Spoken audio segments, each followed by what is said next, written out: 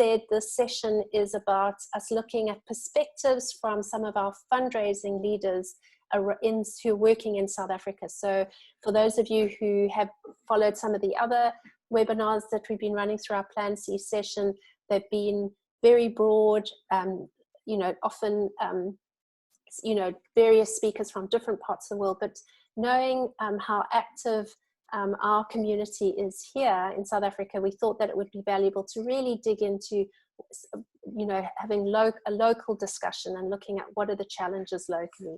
And so I'm really pleased to welcome our 3 panelists. First of all, we have Belinda Abram from the Cape of Good Hope SPCA. We have Nyasha Njela from Phoenix and Ludovine Houdet from MSF Southern Africa.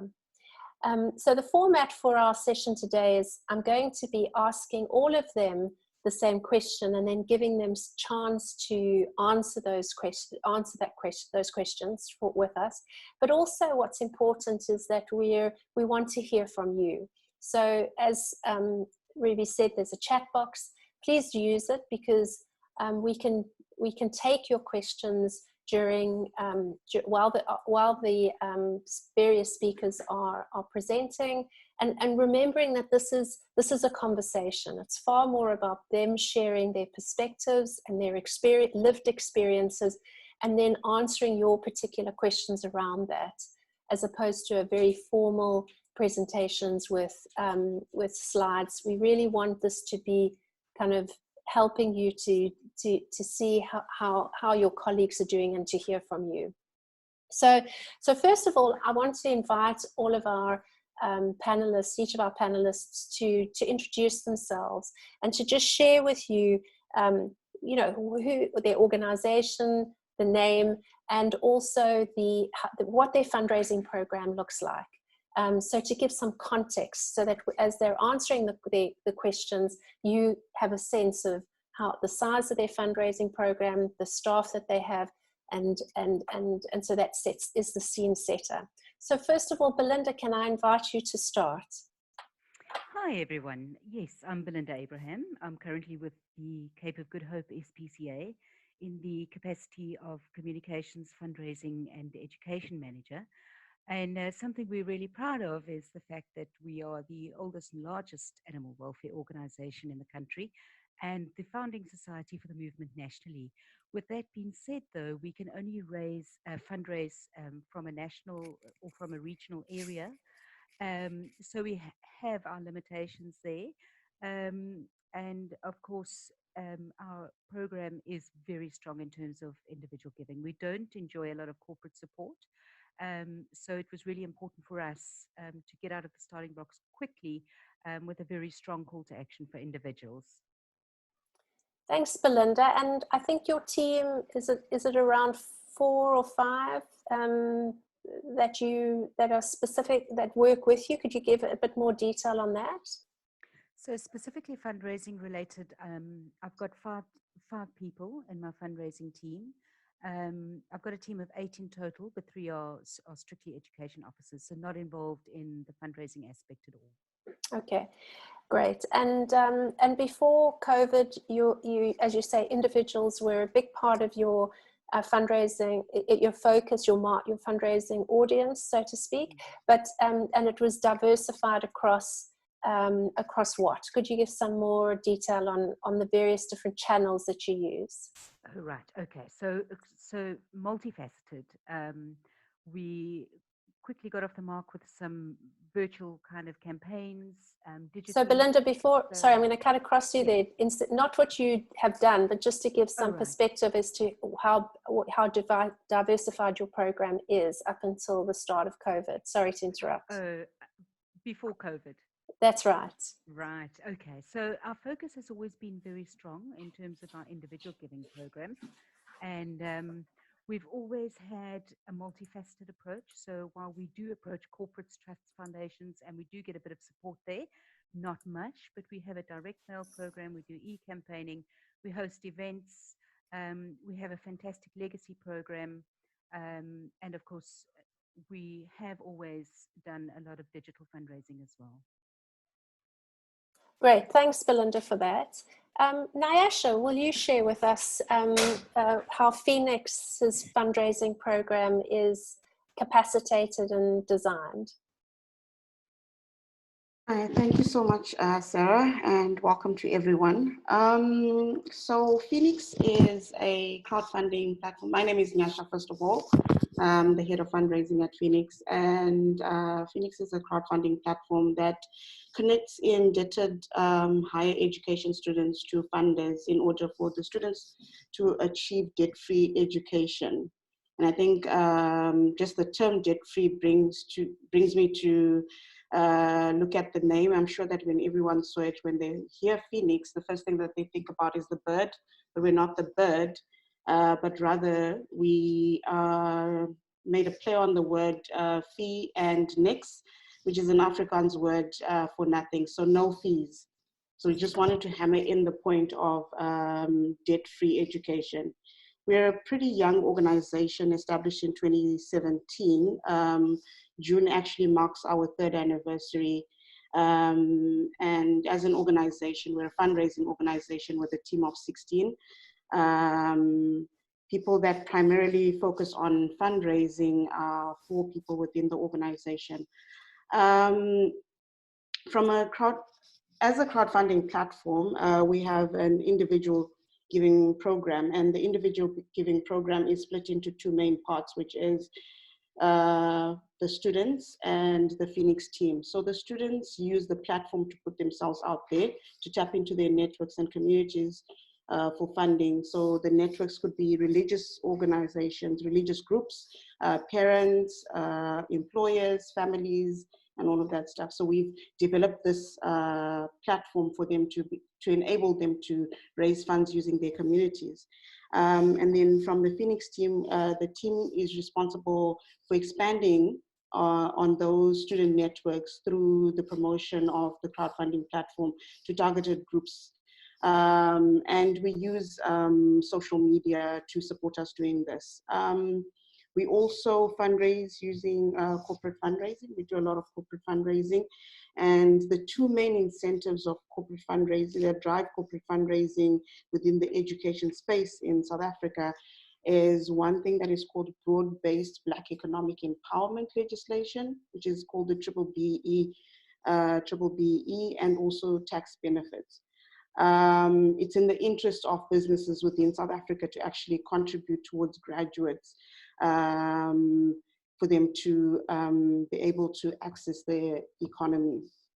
And in South Africa, it's incentivized in such a way that actually corporates will receive points by giving to students that will be graduating. So this is called, part of the BBE, it's called skills development. So this has been quite a huge draw card for us.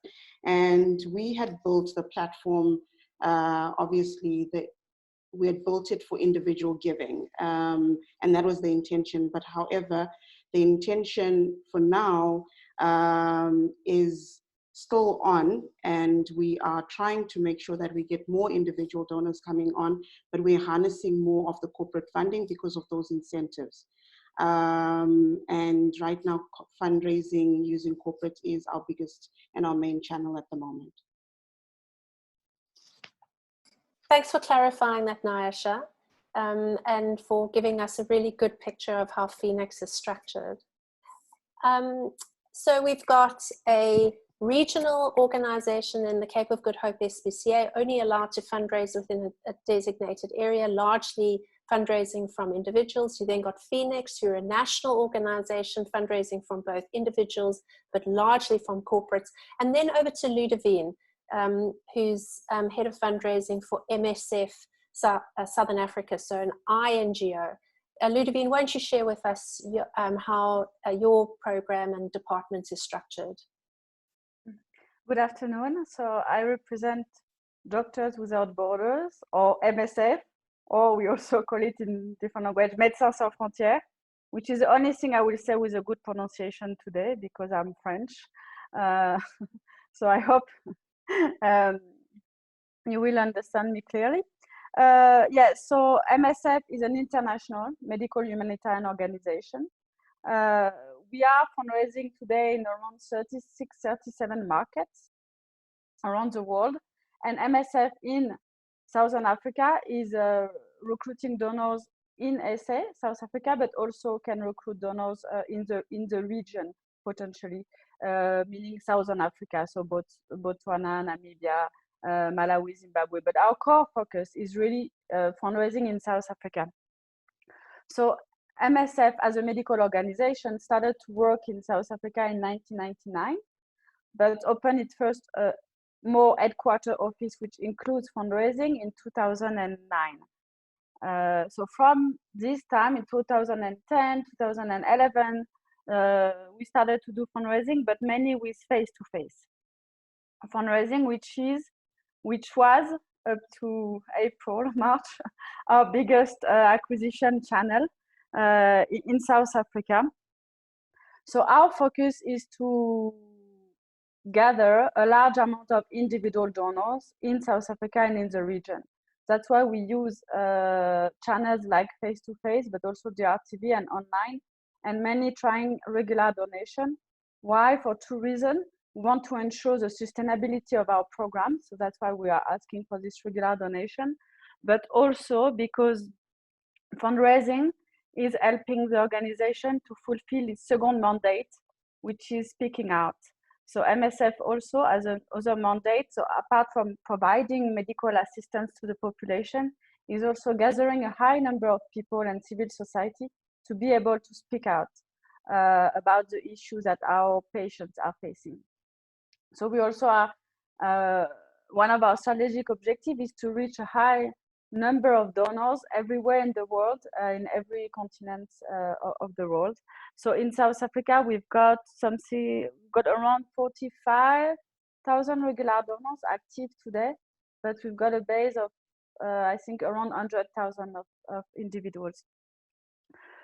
So another thing that we do, so we are 13 in the team. So I mentioned our main acquisition channel. We also have a retention team of 3 people here to provide some donor care support, but also to do some royalty campaigns. So being able to raise more from our donors.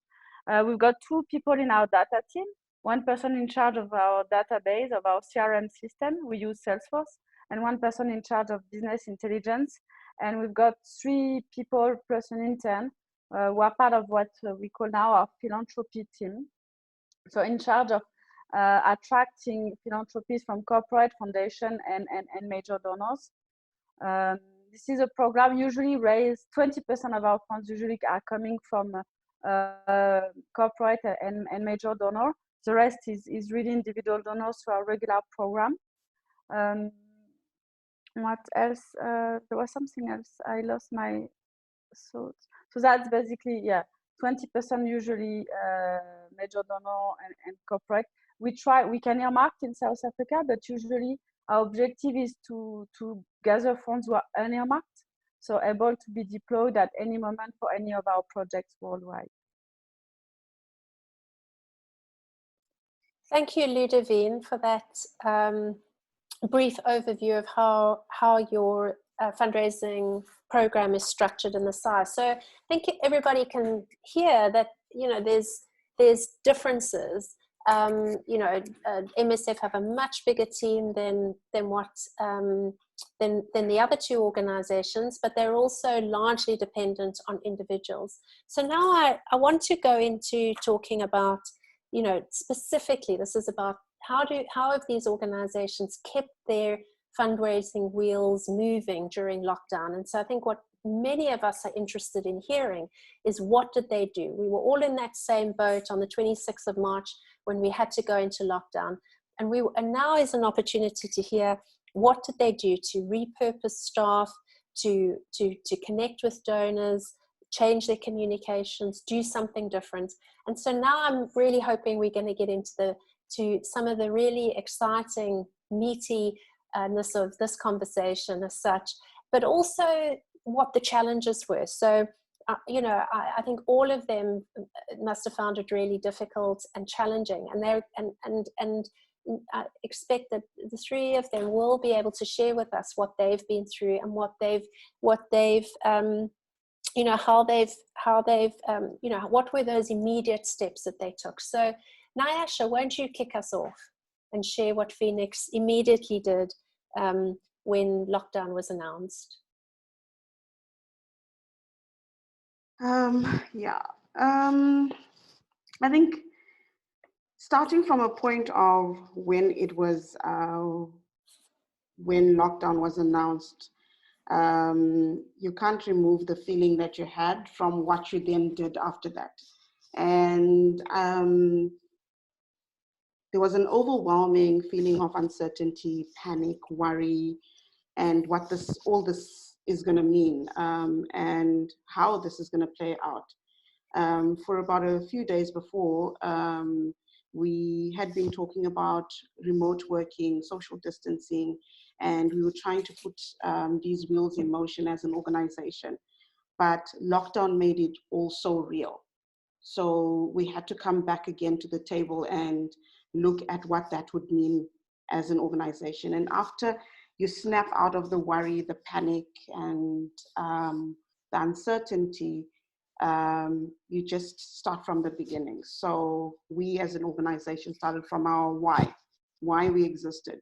And it was very important for leadership to sit down at that particular point in time and look at what we could put on the table. So from a marketing perspective, our marketing team started looking at what was happening outside, the tone and the mood that society had. And they had the tough job of making sure that our message was sensitive to the current atmosphere. So that was one thing that was on the table, one thing that we had to do. And because we're a fundraising organization, it's very important that our messaging as well is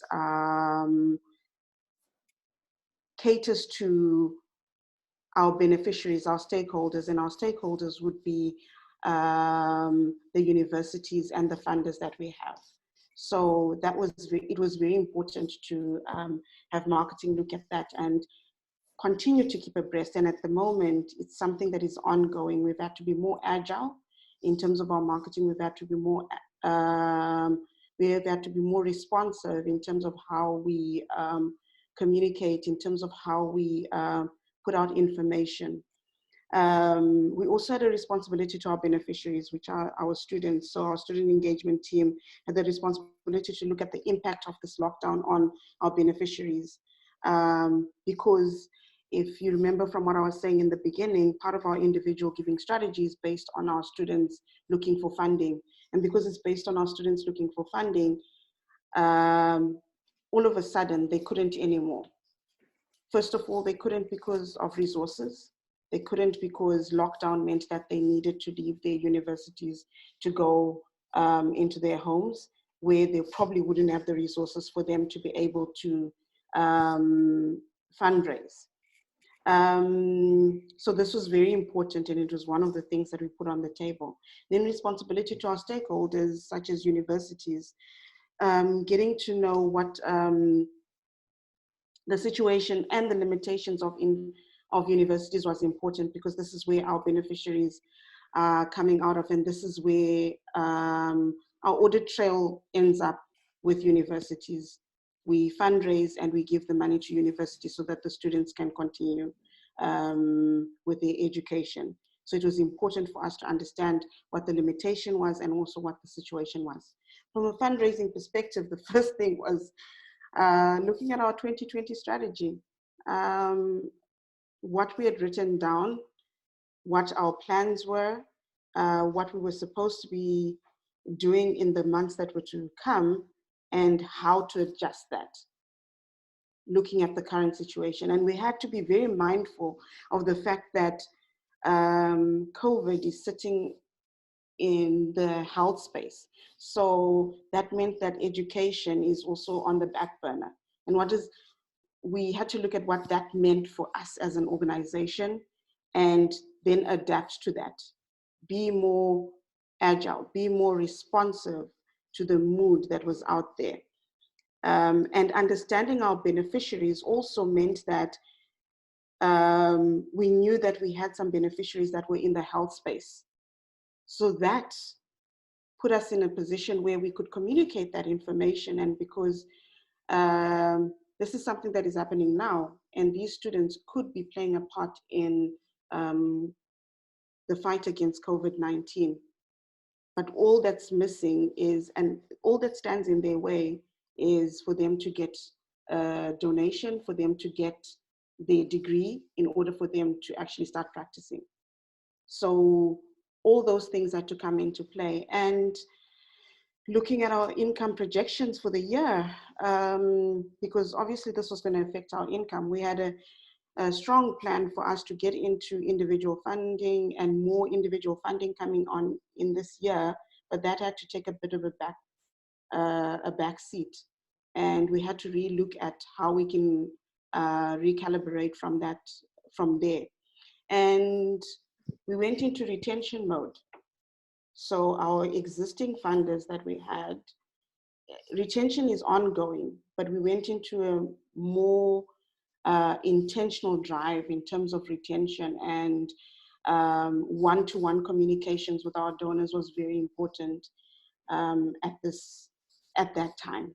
So now I should just to clarify, when you mean retention, the donors you already had, how to keep them staying close to you?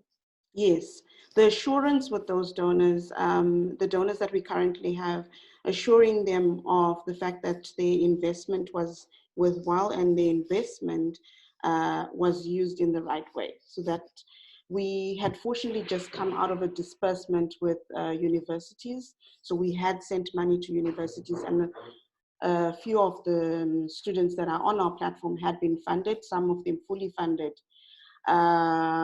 So from that to that end, we also had the students sending through their versions of thanking particular donors. So it was important for us to communicate that information to the donors and say, this is what you did, this was worthwhile, and this person can now play in the fight against COVID-19. Thanks, Nyasha. Ludovine, can I ask you to share with us what your immediate steps were after lockdown happened? Apart from crying, yes. So the immediate step. So it was really strange for us. We are used to fundraise in emergencies, not used to be part of the emergency. So we have to fundraise for emergencies, but here we had to readapt, we had to cancel things. So we've been asked to provide more funds to the movement because MSF is answering to COVID and had a lot of needs to buy PPE, to go to the field. But at the same time, we first had to cancel activities. So we had to cancel all our face-to-face activities in-house and outsource. We had to cancel a golf day. We had to cancel all the meetings. So the first thing actually were to cancel activities, be able to adapt them and use, okay, what is the opportunity here? So for instance, for our face-to-face in-house team, we've repurposed their work. So we've transformed them into telemarketer. So, but it needed at least 2 weeks to set up everything on the tablet, to have the proper airtime, to have all the IT system and training. And it's very different. And we've learned that it's actually very different to be a face-to-face fundraiser than a telemarketer. So it's still very, very tricky. We've also been able to propose, so some of our face-to-face staff members became health promoters in our own projects. So it was another way also to participate to the emergency intervention. And the same on major donor front. We had a golf day and different meetings. So step one, canceling everything, talking to donors one by one and proposing and telling them about the fact that we were going to be operational in South Africa, but they need to be patient with us because we will send a project proposal, a budget, and all of this later on. So that was also different because usually when we go to a major donor corporate, we already got the full budget fleshed out, the full activities fleshed out. While here we had to play hand in hand, getting information from the project, sending them directly to the donor. So that was really, really different for us. What else? I think the difficulty also was to manage a team where stress.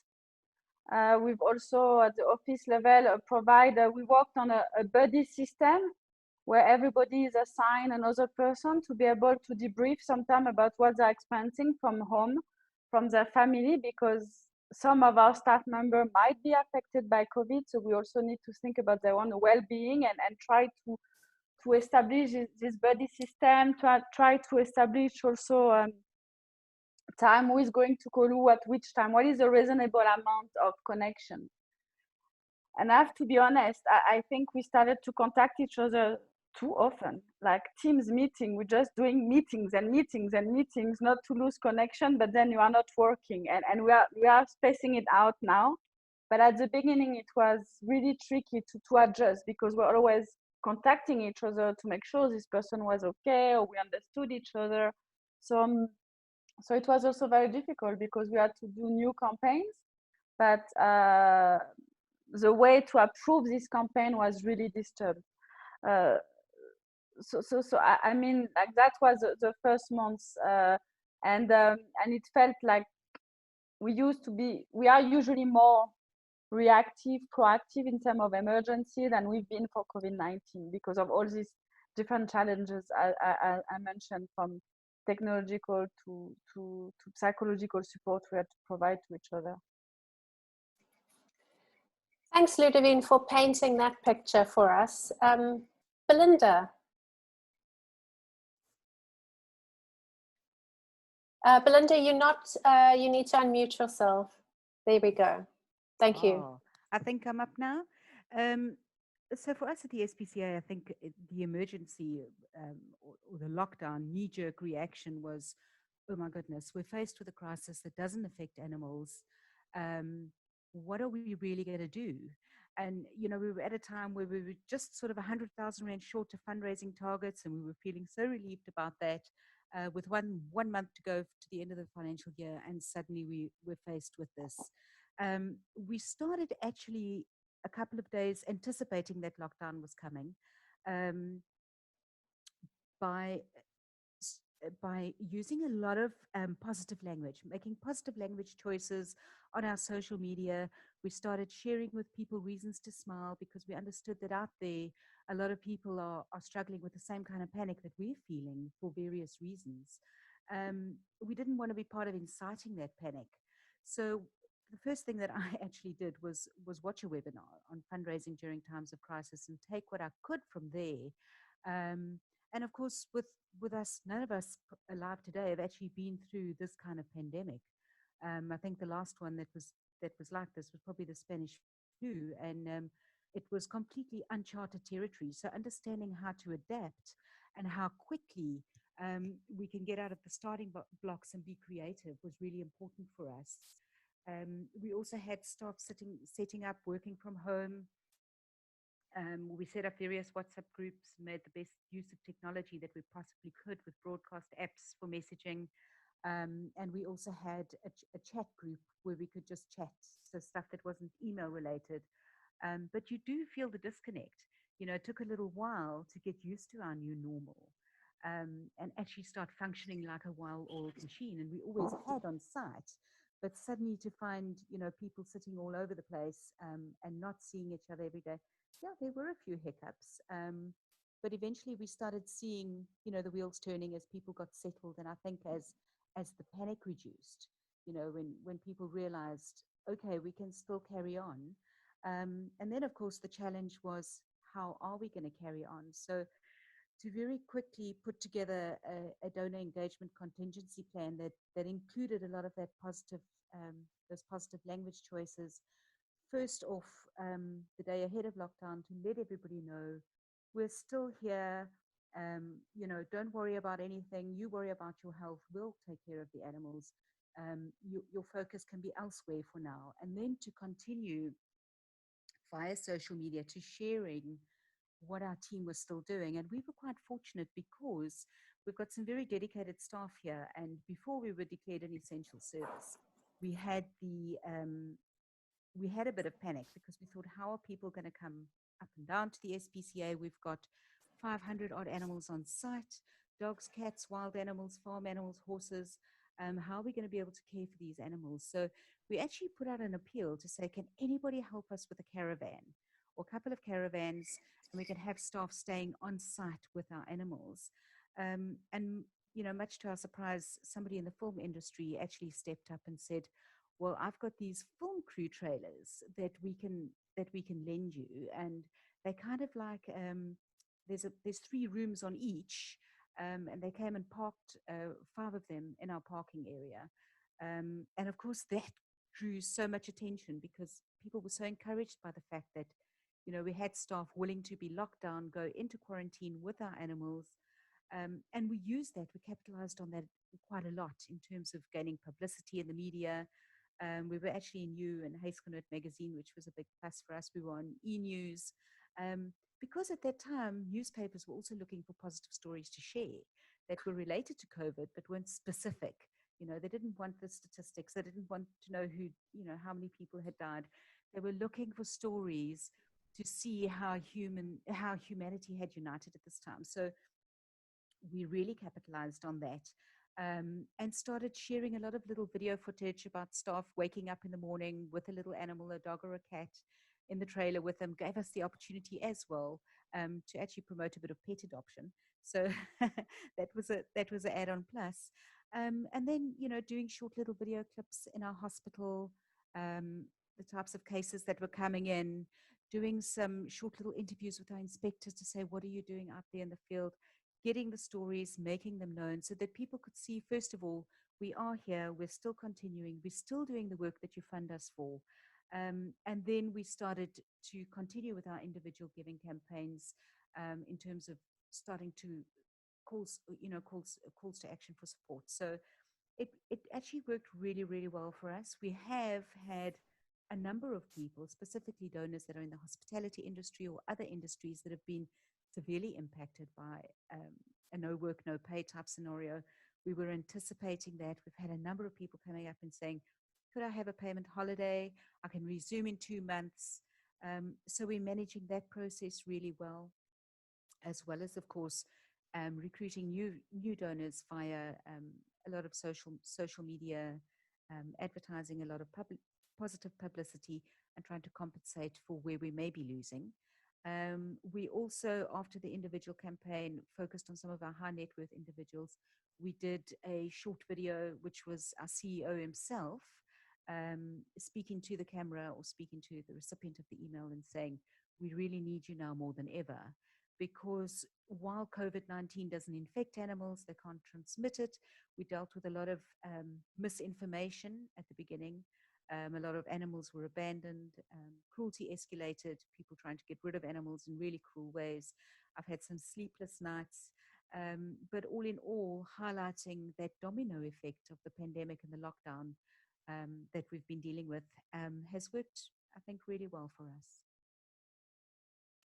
Thanks, Belinda.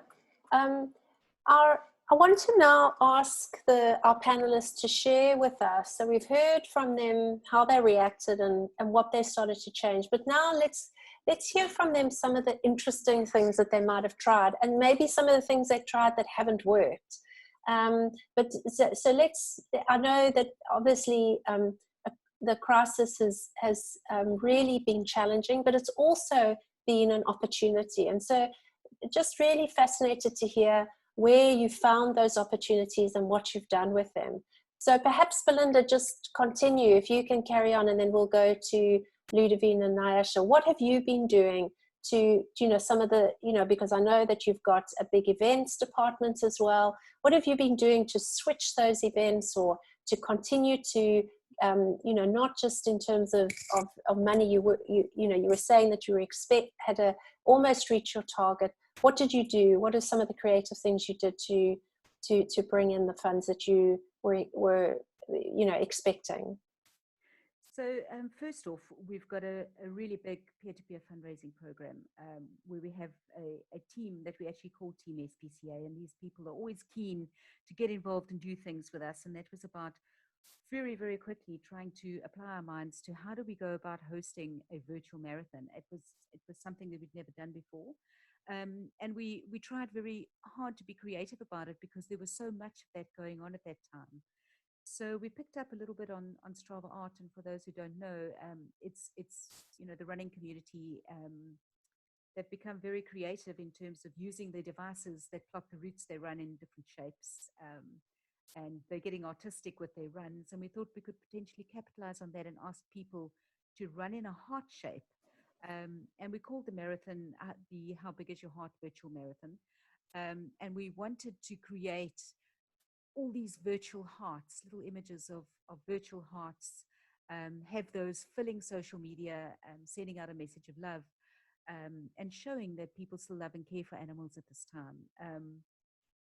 And we didn't have long to go because normally we would capitalize on the Two Oceans Marathon, which was coming up over Easter weekend.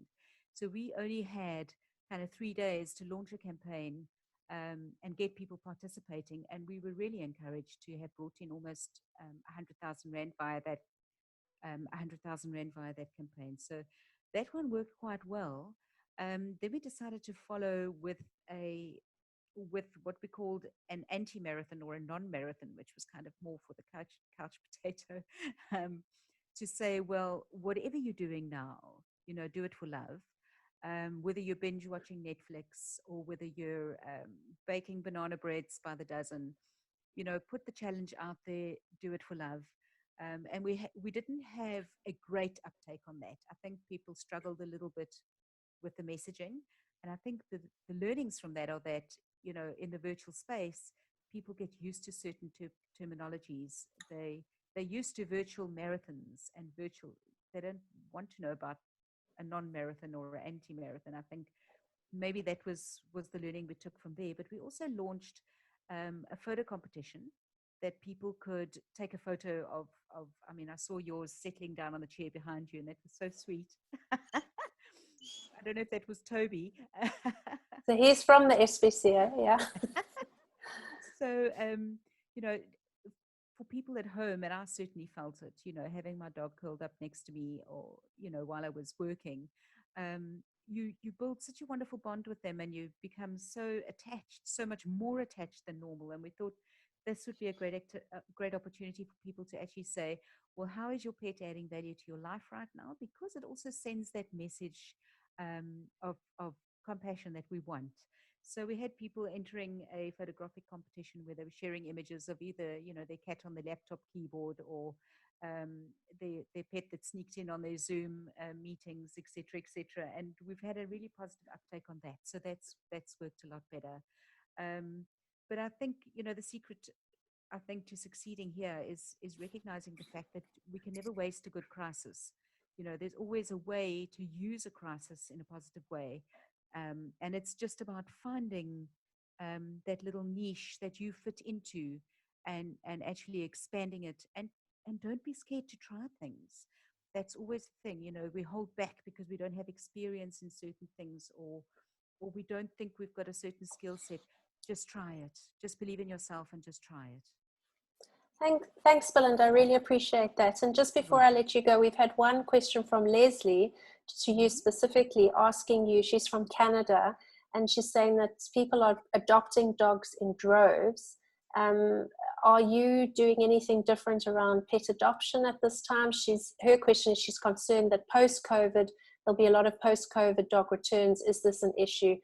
Has the SPCA done anything different in terms of virtual adoptions, or have you been allowed? I know you have very, very strict rules, so that maybe makes it very difficult for you, but have you been able to do anything different in that space?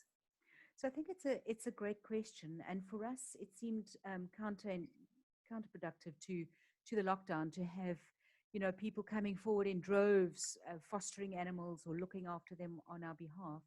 Plus the SPCA is quite strict in terms of if an animal comes in here, we're responsible for that animal for the entire period that it's here with the SPCA or gets rehomed. So we didn't want to take advantage of people's willingness to help in a situation where we didn't know whether animals would be, whether they could go into properly vetted homes, would they be well cared for, was the intention to foster pure.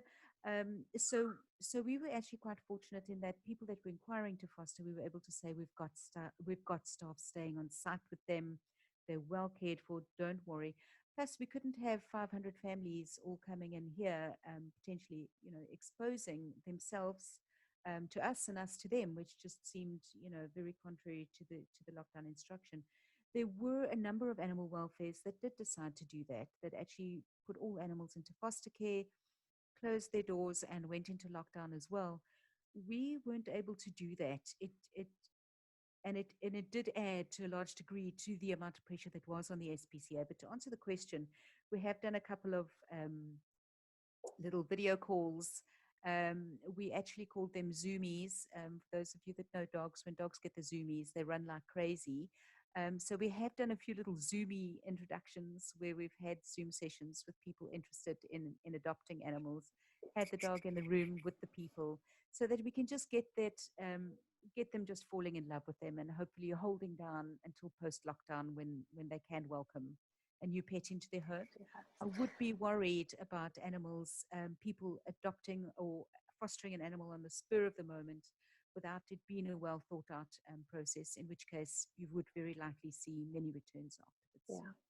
Thanks, Belinda. Can I now invite Ludovine to share with us some of the creative ways that and the different things they've tried?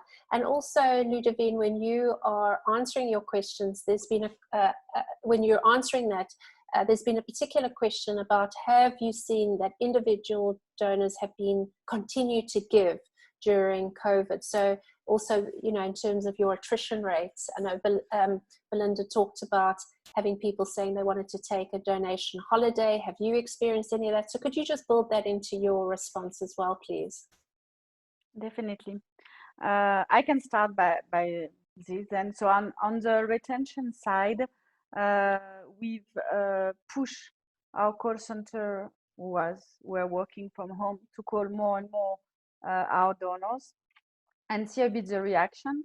We've been less pushy in our call to action. We wanted to show more empathy, knowing how they are doing before pushing it too much, because we're not sure on how this will unfold. And it seems that for now, but I'm always very cautious with numbers when they are just from the last 2 or 3 weeks. But for now, anything that is linked to upgrade programs or reactivation programs is twice more effective than before. So people are donating more. And we've been cautious with our ask, because we didn't want to be insensitive. In terms of cancellation, today we've got exactly the same number of cancellation as last year during the same months. However, people are more specific. So usually when they would say, okay, I'm stopping my donation because I can't anymore, now they're really specifying that it's because of COVID-19, they're losing their job. So people are willing to share more about their experience, and then talking about COVID. So not yet this big wave of cancellation that we were expecting. However, it's very early for us to say it's not going to happen later in the year. But today, cancellation, we are still afloat. We are sending personal message to donors. We've been also asking our project team to send personal messages to show that we are active here in South Africa. So the donation is very impactful. We need the donation more than ever. So we've been really trying to insist on this. What is very, very difficult for us is the fact that we are not acquiring enough new donors.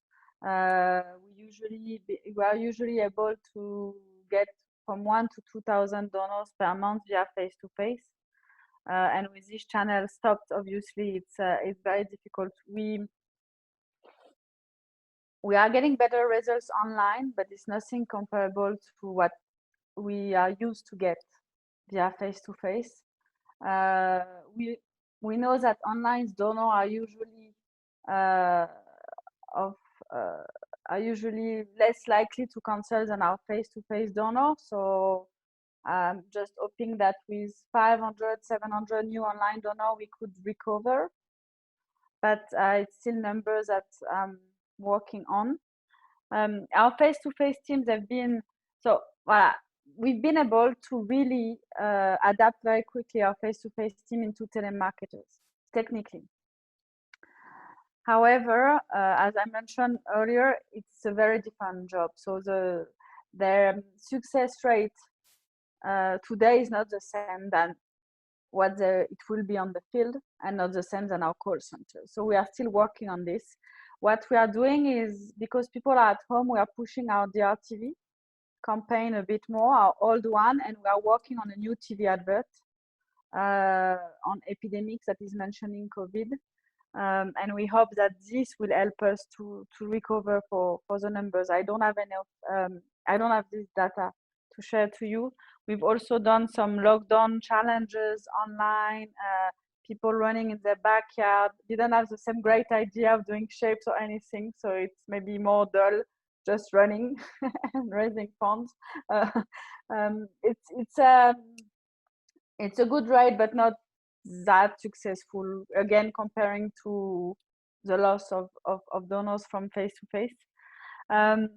What is working very well is our corporate and foundation program, but we've been mainly reactive for now. We're also proactive, but we are mainly answering to corporates and foundation who wants to donate, and we have to put proposal and budget very quickly.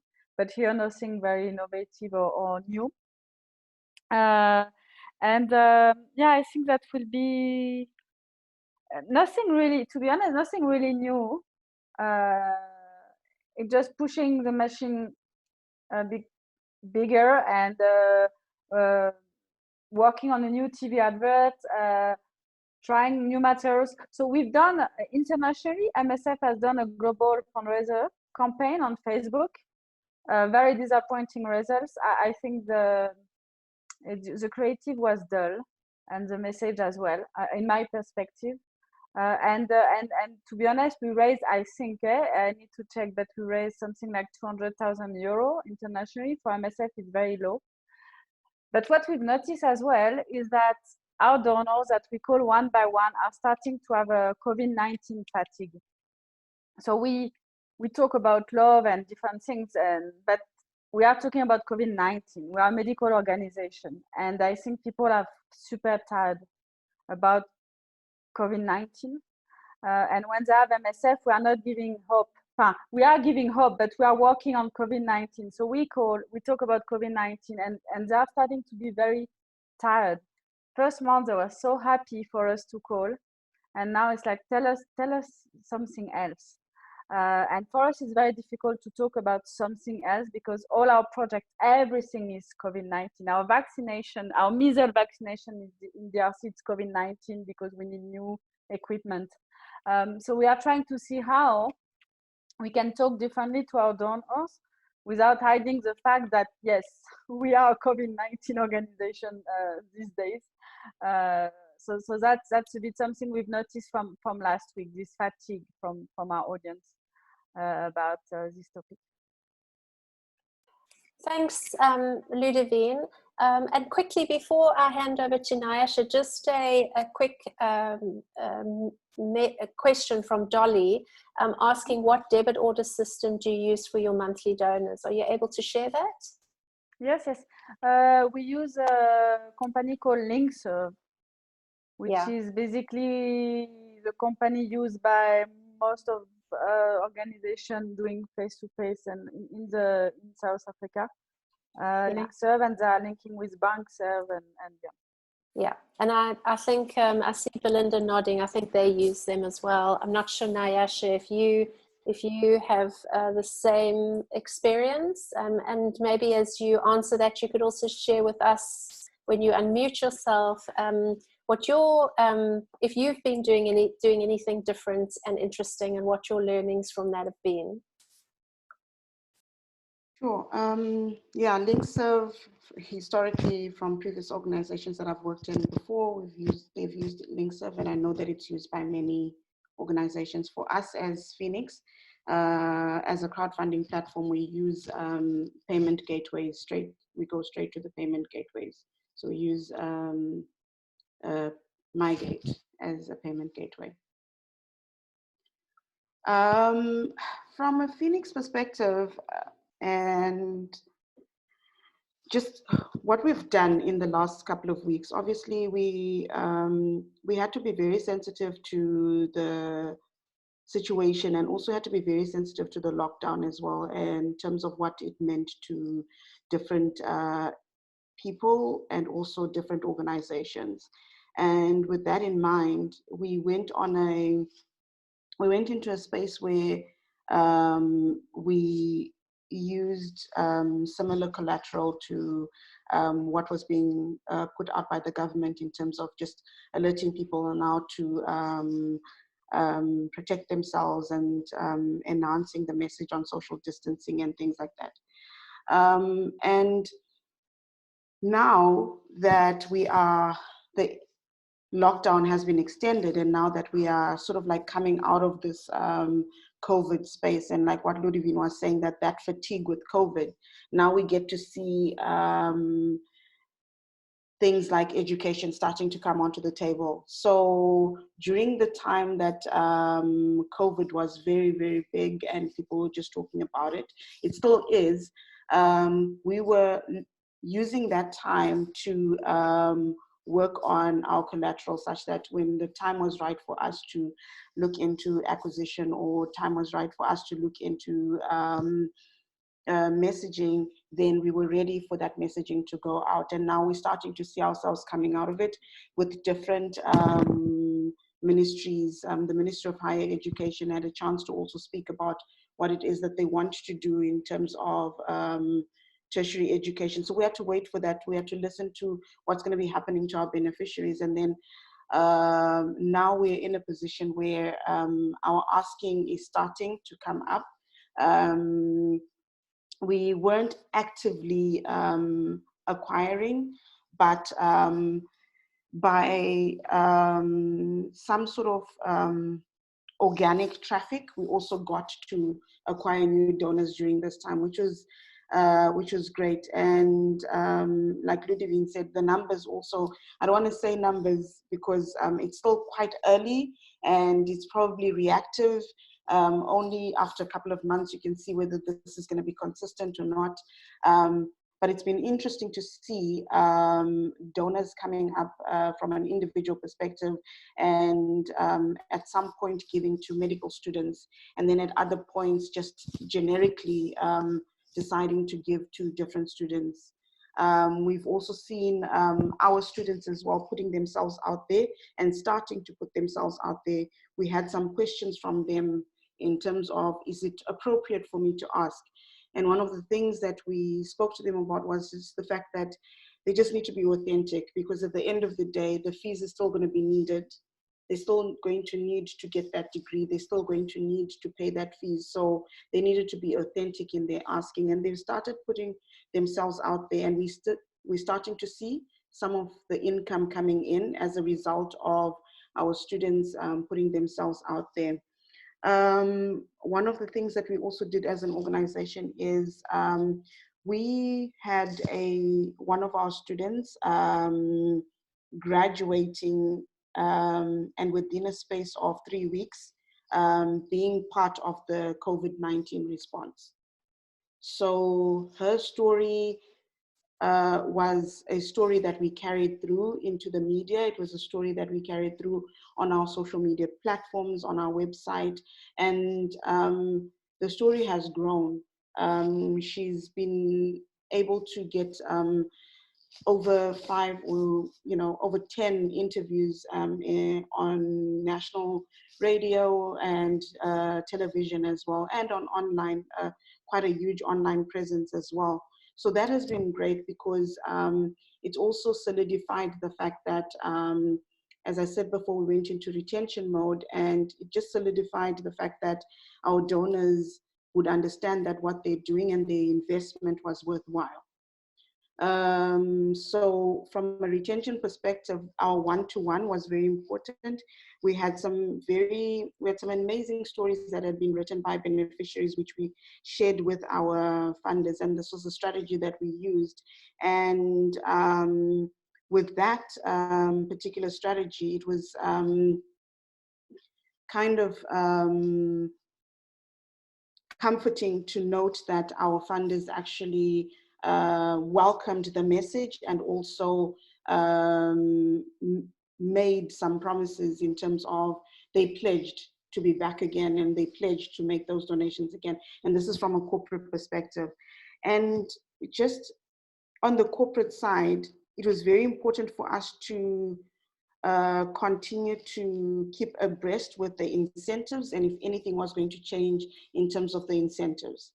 If anything was going to change from a BE perspective. So we've been keeping quite a close eye on that. And we were happy to note that it's not something that's changing, but actually, in fact, some of the government reprieve that funders are going, that corporates are going to get are going to be based on that triple BE legislation. So that means that these particular corporates need to spend in some sort of way. They need to spend for skills development in order for them to get that government reprieve.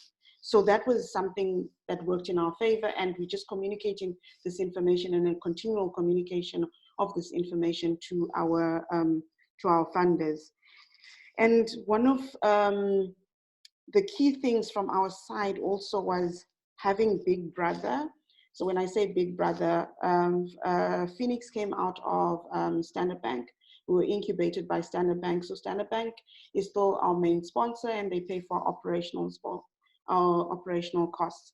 And having them has been beneficial in the sense that it also assures donors that their money, there's transparency and there's a clear audit trail. And that has also enabled us from a perspective of being calm, from an operational perspective, to continue to push our fundraising. So that has been very, very beneficial. And just from having them there, it meant that we could tap into their communities. And as such, our trustees as well, one of our trustees actually works on Phoenix 100%. Like he is out there communicating with donors and he's seconded to us from Standard Bank. So that works very well in our favor because it also opens up networks for us. And more he's been out there and making sure that he does open up those networks. So those are the kind of things that we've put on the table, and those are the kind of things that we've been doing at the moment. What I've learned is this is such an emotional time, right? And emotion didn't only happen with donors, but it also happened with staff, and it happened with us. It happened with everybody as a society. And as such, I think you've got to let people run through the motions and not lose your voice and visibility, but also not be lost in the clutter. And I am of the mind that there was a specific moment where some organizations, it wasn't a time for us to be asking, but actually a time for us to take a back seat and watch what is happening, because this is a ripple effect on the whole of society. And at a certain point in time, everybody and each key player in the nonprofit space is going to have space to speak. Thanks, Nayesh, and I think that's a wonderful note on which to end on, as in terms of really reading the environment and understanding and recognizing. And I think what all our panelists have done they've each reiterated how important it was to be in touch with their donors, their existing donors, to keep communicating, to constantly be out there, to making sure that they just didn't disappear in the clutter. But also thinking carefully about what are they communicating. And so really want to thank each of our panelists for giving up their time. I'm sure that we could continue for another hour, and talking through what their perspectives are. I'd like to just ask them if they'd all be happy for if there is anybody who wants to reach out to them individually. I know they're all on LinkedIn, so maybe that's a good place to connect with them. And if you particularly want to, I know there was one question that came up specific about animals, and I'll direct that directly to Belinda and connect the two of you together. But if there's any other questions, please don't hesitate to be in touch with us, and we can always direct them on or contact our panelists through their social media channels. So thank you everybody for joining us today for this Plan C session. There's the next week on the 11th of May, there's another session on storytelling that's hosted by Calvin and Melanie Jackson. So Calvin Glenn is one of our IFC ambassadors here in South Africa, based in Johannesburg, and Melanie's in Cape Town, and they'll be looking specifically at storytelling. And in the meantime, do reach out to us if there are particular topics that you would like discussed, or feel that there are areas that you feel need a conversation, and we'll do our best to set that up and keep serving you. So thank you to everybody, and we really do wish you well, and just let's keep the conversation going. So thank you so much, and have a good day.